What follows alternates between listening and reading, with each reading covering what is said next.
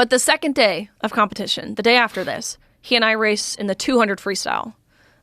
So, look, we get on the blocks, dive off, swim 8 laps of freestyle, touch the wall at the end. I look up at the scoreboard, and almost impossibly enough, Joe, we had gone the exact same time, meaning, of course, we had tied, which is it's incredibly embarrassing for a 6'4" man to not even be able to beat like a 5'5" female. But again, going a minute and 40-ish seconds and not even 1/100th separated us. You can't tell me that's not divine intervention. But tied, we get out of the water. We go, you can see here, we both went 143.40. Not one of us going 143.39 or 143.41, tying. Get out of the water, go behind the awards podium. The NCAA official looks at both Thomas and myself. Thomas, who is towering over me, right, 6'4", and this official looks at both of us and says, "Great job, you two.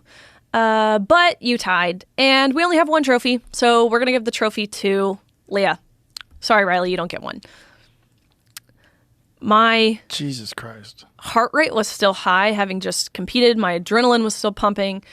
And so the first thing that I thought ended up being the first thing that I said. And the first thought that I had was just what you had just said, right? Like, isn't this everything that Title IX was passed to prevent from happening?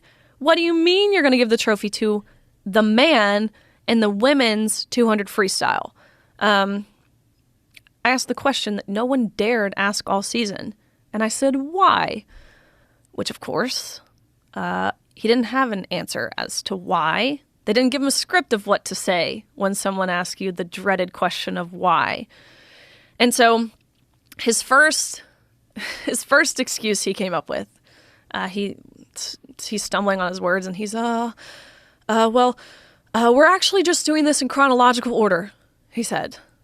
And so I said, okay, do you mean alphabetical? Because G comes before T. Otherwise, I literally have no idea what you're being chronological about, right? We tied. So again, what's your rationale here? And finally, he realized that he didn't have a justification. He didn't have an answer for this. And so, and I actually appreciate his honesty.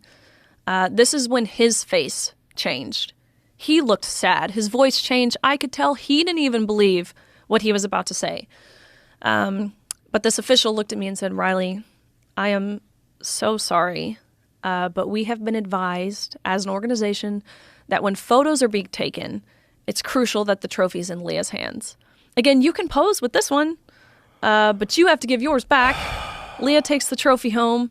You go home empty-handed, end of story. We can eventually mail you one." Oh my God. Is what they said. So it was like that moment when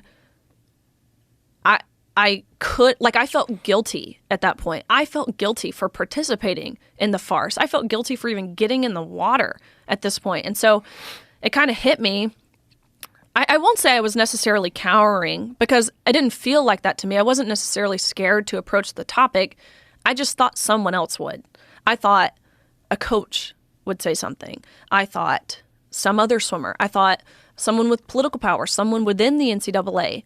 Quite honestly, I thought someone's dad would come down there and yank this man out of our locker rooms. But it was in that moment where we were standing on the podium, myself included. I'm standing on the podium, and we're clapping, and we're smiling, and we're cheering. And it hit me. I'm like, what in the world are we clapping for? Because, I mean, really what we're applauding is our own erasure, our own demolition. And so it was right then and there that, again, like a slap across the face, I was like, how in the world can we as women, as female athletes, expect someone to stand up for us if we aren't even willing to stand up for us? Like, this has to come from us.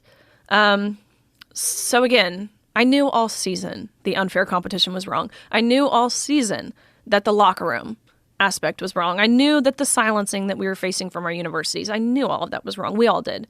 But it wasn't until this official reduced everything that we had worked our entire lives for down to a photo op to validate the feelings and the identity of a man at the expense of our own, that's really when I decided that I couldn't continue being silent.